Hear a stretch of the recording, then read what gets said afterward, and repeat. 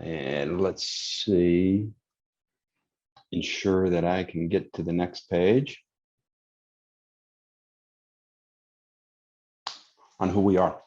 So really, I'm speaking about Delaware and how we've been talking all morning about investments and having investments, private investments, public investments, investments in general.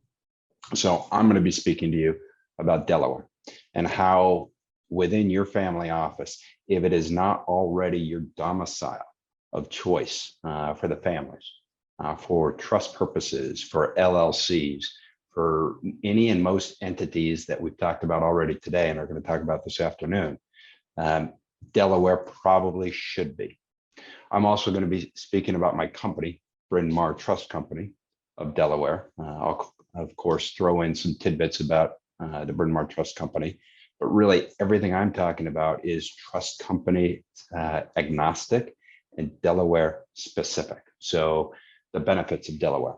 As I like to say, Delaware is very similar to Switzerland and for money purposes, except we don't have the beautiful mountains, the snow, the beautiful cities, or the high per diem rates. So a lot of good things besides that.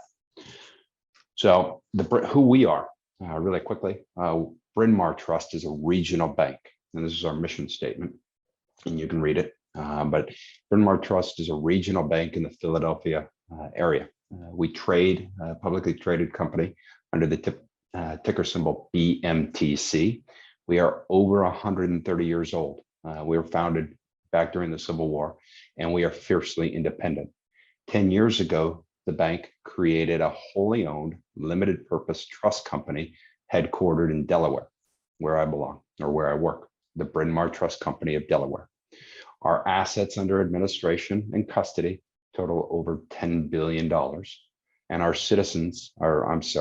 clients are citizens from around the world and come to us because of Delawarean estate, tax, and corporate law, and really, for our company, our 48-hour response time, in which we are unique from all of the other trust companies that are cited within the state of Delaware. We have an ability to accept difficult assets, similar to many of the investments that you've been talking about today, within LLC structures. And we have signed trust acceptance letters on New Year's Eve.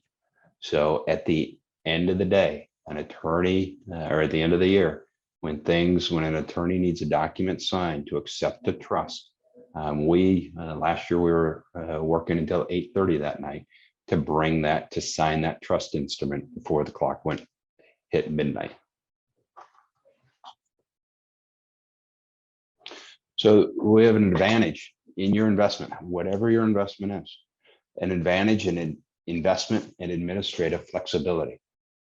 Under both the Delaware legislature and the Delaware Court of Chancery, which is a court of equity grounded in English common law, and it is also a U.S. court that in fact predates the United States Supreme Court. Delaware has an established system of law with court precedents, which is extremely important, as you know, in the tax, trust and estate, and corporate subject areas.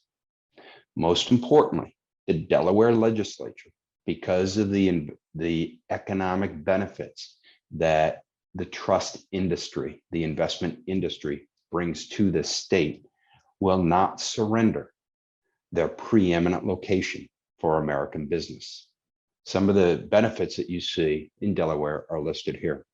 But what I mean by that last statement is there in the United States, probably 3 to 4 other states that have similar trust and estate, not corporate, but trust and estate laws for investments within an LLC.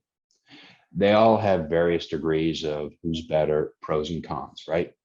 So I'll take Nevada as an example. I'll take Alaska as an example.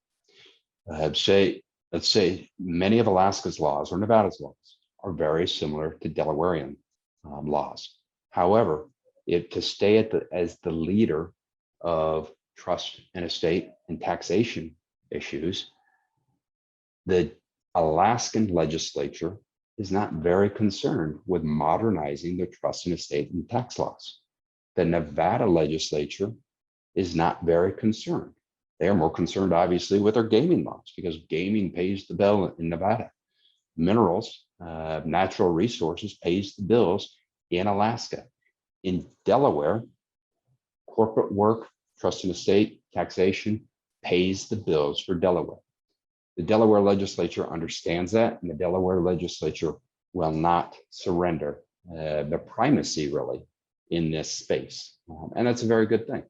So Delaware law allows, in 1986, we became the fourth state or the first state, and the four others, as I mentioned, with a directed trust statute, which allows the bifurcation of trust duties, meaning the grantor can spin out and have a trustee, obviously, or co-trustee, but they can also have somebody that's called a trust protector.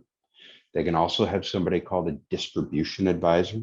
And more importantly, in our conversation today, they can have somebody called an investment direction advisor, an investment advisor.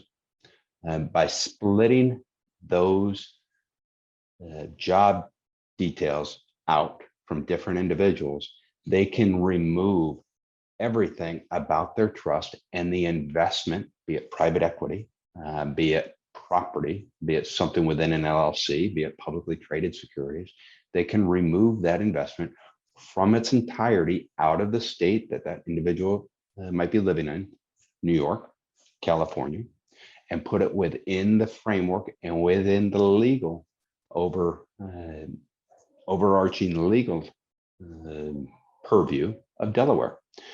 Delaware state tax code does not tax or place income tax on Delaware domiciled or Delaware administered trusts that don't have a Delaware resident. So you're not paying state income tax on it. None of our clients, we don't have any of our clients that are actually Delawarean residents. So most are obviously from the high tax states in the United States as well as around the world. So that is a distinct advantage of Delaware with direction trusts.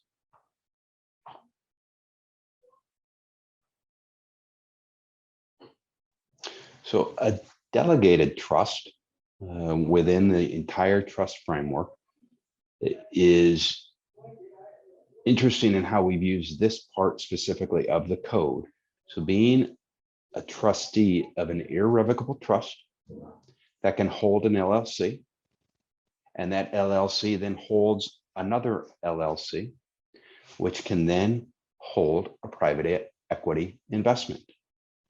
So the family office, whoever the family office or the family office is managing money for, can have 2 or 3 different layers of LLCs. Each layer can hold either the LLC or the end private equity or the private venture capital piece, slice of venture capital within that LLC. And if it's within the framework, as I just explained, of the state of Delaware, with an administrative co-trustee, such as the Bryn Mawr Trust Company of Delaware, or such as Wilmington Trust, or such as another half dozen Delawarean trust companies, to include the biggies, they're all here. None of the trust, whether it's the protectors, the trustees, the investment direction advisor, are touching the prohibited state where this is at, or where the investment lies. So it can't be pierced. It cannot be pierced by the courts of New York or the courts of Florida or a court from anywhere within the United States. How do you get to Delaware? You might already have it. You might already have a trust set up. You most likely already have a trust set up. How do you get there? Well, there are a couple different ways to land to bring your trust into Delaware. Decanting is one of them. Decanting is taking from an old trust, such as New York, putting it into a new trust, a Delaware trust. But you don't need a court order. The Chancery Court does not need to get involved. If the beneficiary interests stay the same, this can be done by your team of legal experts. and suddenly you have a new Delaware domiciled trust. We can move to Delaware via a non-judicial settlement agreement. The non-judicial settlement agreement is a recent update to Delawarean law. And when interested parties of a trust, grantors, beneficiaries, trust protectors, interested parties agree to a major change of the trust, you simply bring that one-page agreement to the Court of Chancery and they sign off and say, fine, this is now a Delaware trust. And that is called a non-judicial settlement agreement. And finally, you can change situs. And we are a relatively easy state to change situs to. It's simply changing the original trust document. Allows, you take that New York, and I'm picking on New York, they're just right next door. You take that New York trust document and that allows you to change domiciles from the state of New York to the state of Delaware. So within the same trust document that you've used, you add an addendum to change the domicile to Delaware. And there's no need for a new trust document to be created. There's no need to close the old trust. There's no need to open any kind of new trust.